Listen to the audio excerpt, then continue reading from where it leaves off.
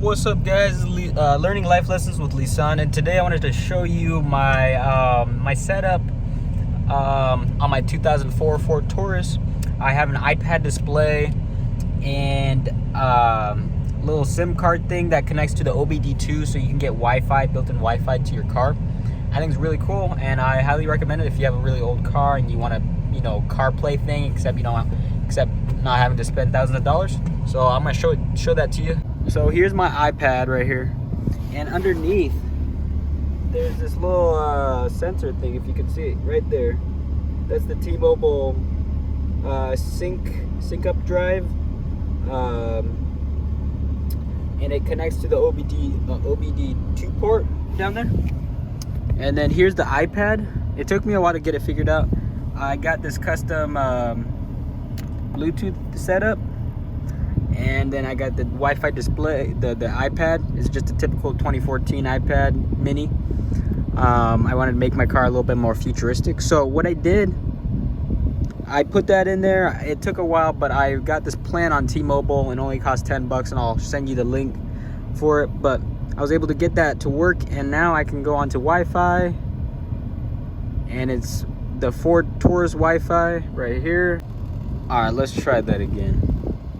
It took a second for it to open up, but this is what it looks like. So this is the app, the SyncUp Drive app that connects to the SIM thing underneath. It's the SyncUp Drive connecting to the OBD2. So this is what it displays. So this is my car. It's able to detect, what type of car it is, where it's located. It's able to detect the fuel, the health, the battery, maintenance, recalls, and the hotspot. You can turn the hotspot on and off. You can check the health. It tells you so far there's nothing wrong with my car. It's able to check the fuel, and then it also tells you where the nearest gas stations are, which are the cheapest. So that's cool. Any maintenance history you want to add to the car. Let's see, the recalls, it tells me when the recalls were. And then there's the hotspot again. You can complete the car profile. It already has the basic stuff for you, but it wants me to tell it like what the odometer, enter the mileage, and then the license plate number,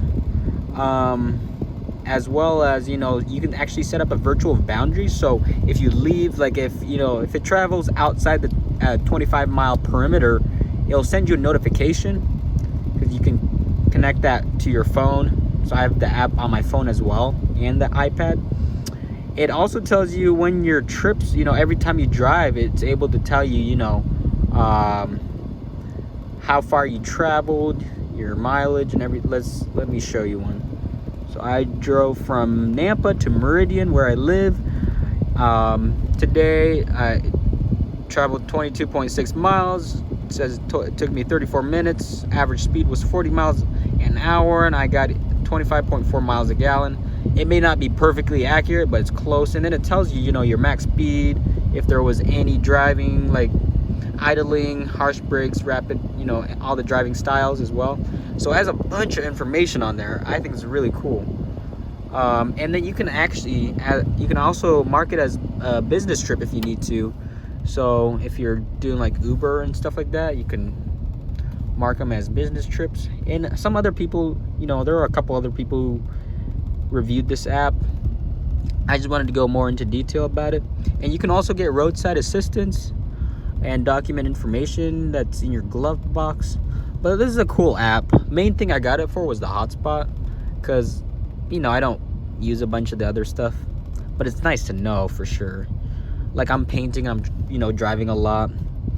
But what I also love is I can just play music on here. It's a typical Bluetooth connection, so being able to play music and stuff.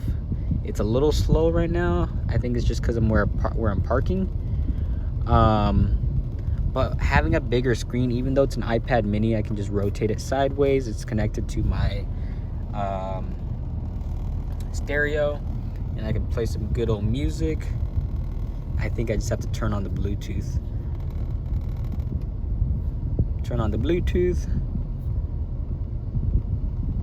And turn up the volume. Takes it a second. There it is. Come on, buddy. Play some good old music. Again, this thing's a little slower. and it really depends on your area. It's worked for me pretty well. I don't know why it's acting up right now. But it's an older iPad, so well, apparently it works. So the music does work, but you get a nice big old screen.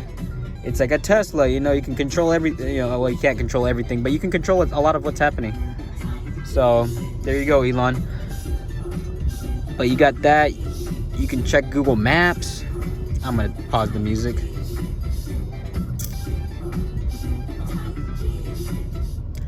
But yeah, you get music, and then you can also use maps.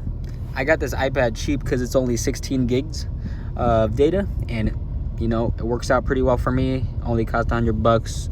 You know, you don't have to get a super fancy one. I'm sure some people might. Only concern is it heats up. So I can't like just keep it in the car over the summer. That's a bummer. I'm gonna give you positives and negatives. So it heats up. It's slow, you know, sometimes.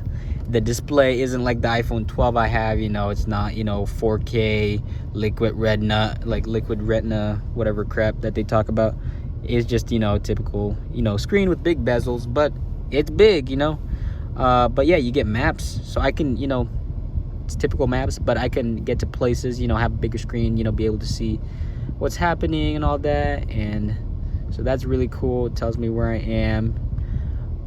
So that's nice. And then I can even watch YouTube and all that in the car with Wi-Fi. And because it's Wi-Fi, anybody who's in the car can connect to the network. So it's called the Ford Taurus Wi-Fi for me, you know, and I think it's really cool having your own Wi-Fi for your own car. It's kind of a cool thing if you have an older car.